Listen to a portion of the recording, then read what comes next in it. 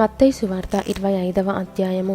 పరలోక రాజ్యము తమ దివిటీలు పట్టుకొని పెండ్లి కుమారుని ఎదుర్కొనుటకు బయలుదేరిన 10 మంది కన్యకలను పోలియున్నది. వీరిలో 5 బుద్ధి లేనివారు, 5 బుద్ధి గలవారు. బుద్ధి లేనివారు తమ దివిటీలు పట్టుకొని తమతో కూడా నూనె తీసుకొని పోలేదు. బుద్ధి గలవారు తమ దివిటీలతో కూడా సిద్ధెలలో నూనె తీసుకొని పోయిరి. పెండ్లి కుమారుడు ఆలస్యము చేయగా వారందరూ కొనికి నిద్రించుచుండిరి. అర్ధరాత్రి వేళ ఇదిగో పెండ్లి కుమారుడు, అతనిని ఎదుర్కొనరండి అను కేక వినబడెను. అప్పుడు ఆ కన్యకలందరూ లేచి తమ దివిటీలను చక్కపరిచిరి గాని బుద్ధి లేని ఆ కన్యకలు, మా దివిటీలు ఆరిపోవుచున్నవి కనుక మీ నూనెలో కొంచెము మాకియ్యుడని బుద్ధిగల వారిని అడిగిరి. అందుకు బుద్ధిగల కన్యకలు, మాకును మీకును ఇది చాలదేమో, మీరు అమ్మవారి యొద్దకు పోయి కొనుక్కొనుడని చెప్పిరి. వారు కొనబోవుచుండగా పెండ్లి కుమారుడు వచ్చెను. అప్పుడు సిద్ధపడి ఉన్నవారు అతనితో కూడా పెండ్లి విందుకు లోపలికి పోయిరి. అంతటా తలుపు వేయబడెను. ఆ తరువాత తక్కిన కన్యకలు వచ్చి, అయ్యా అయ్యా మాకు తలుపు తీయమని అడుగగా అతడు, మిమ్ము నెరుగనని మీతో నిశ్చయముగా చెప్పుచున్నానెను. ఆ దినమైనను గడియైనను మీకు తెలియదు గనుక మెలకువగా ఉండుడి. పరలోక రాజ్యము ఒక మనుష్యుడు దేశాంతరమునకు ప్రయాణమై తన దాసులను పిలిచి తన ఆస్తిని వారికి అప్పగించినట్లుండును. అతడు ఒకనికి 5 తలాంతులను, ఒకనికి 2, ఒకనికి 1 ఎవని సామర్థ్యము చొప్పున వానికిచ్చి వెంటనే దేశాంతరము పోయెను. 5 తలాంతులు తీసుకొనిన వాడు వెళ్ళి వాటితో వ్యాపారము చేసి మరి 5 తలాంతులు సంపాదించెను. అలాగుననే 2 తీసుకొనిన వాడు మరి 2 సంపాదించెను. అయితే 1 తలాంతు తీసుకొనిన వాడు వెళ్ళి భూమి త్రవ్వి తన యజమానుని సొమ్ము దాచిపెట్టెను. బహుకాలమైన తరువాత ఆ దాసుల యజమానుడు వచ్చి వారి యొద్ద లెక్క చూచుకొనెను. అప్పుడు 5 తలాంతులు తీసుకొనిన వాడు మరి 5 తలాంతులు తెచ్చి, అయ్యా నీవు నాకు 5 తలాంతులు అప్పగించితివే, అవయుగాక మరి 5 తలాంతులు సంపాదించితినని చెప్పెను.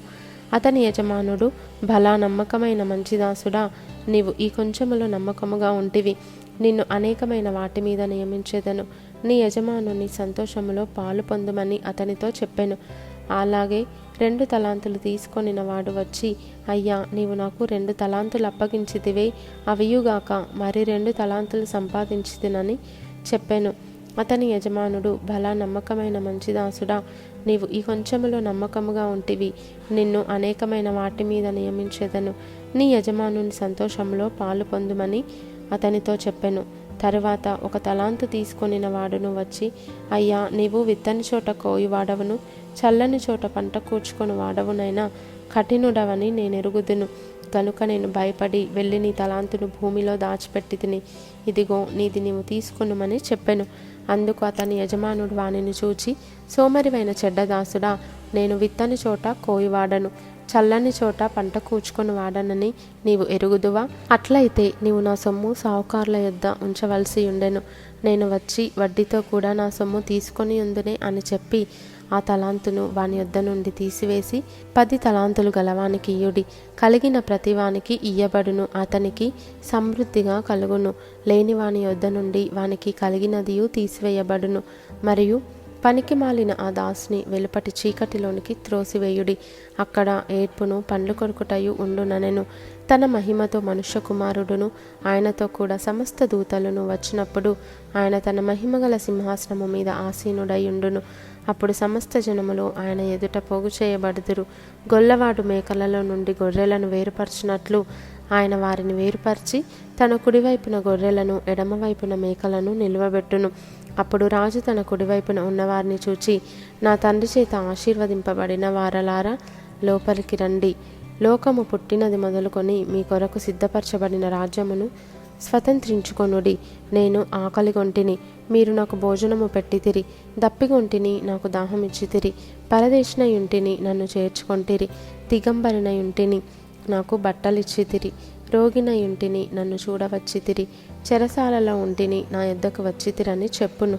అందుకు నీతిమంతులు, ప్రభువా, ఎప్పుడు నీవు ఆకలిగొని ఉండుట చూచి నీకు ఆహారం ఇచ్చితిమి, నీవు దప్పుకొని ఉండుట చూచి ఎప్పుడు దాహమిచ్చితిమి, ఎప్పుడు పరదేశివై ఉండుట చూచి నిన్ను చేర్చుకొంటిమి, దిగంబరివై ఉండుట చూచి బట్టలిచ్చితిమి, ఎప్పుడు రోగివై ఉండుటయైనను చెరసాలలో ఉండుటయైనను చూచి నీ యొద్దకు వచ్చితిమని ఆయనను అడిగెదరు. అందుకు రాజు, మిక్కిలి అల్పులైన ఈ నా సహోదరులలో ఒకనికి మీరు చేసితిరి గనుక నాకు చేసితిరని నిశ్చయముగా మీతో చెప్పుచున్నానని వారితో అనును. అప్పుడాయన ఎడమవైపున ఉండువారిని చూచి, శపింపబడిన వారలారా, నన్ను విడిచి అపవాదికిని వాని దూతలకును సిద్ధపరచబడిన నిత్యాగ్నిలోనికి పోవుడి. నేను ఆకలిగొంటిని, మీరు నాకు భోజనం పెట్టలేదు. దప్పిగొంటిని, మీరు నాకు దాహమియ్యలేదు. పరదేశునయుంటిని, మీరు నన్ను చేర్చుకొనలేదు. దిగంబరినయుంటిని, మీరు నాకు బట్టలియ్యలేదు. రోగినై చెరసాలలో ఉంటిని, మీరు నన్ను చూడరాలేదని చెప్పును.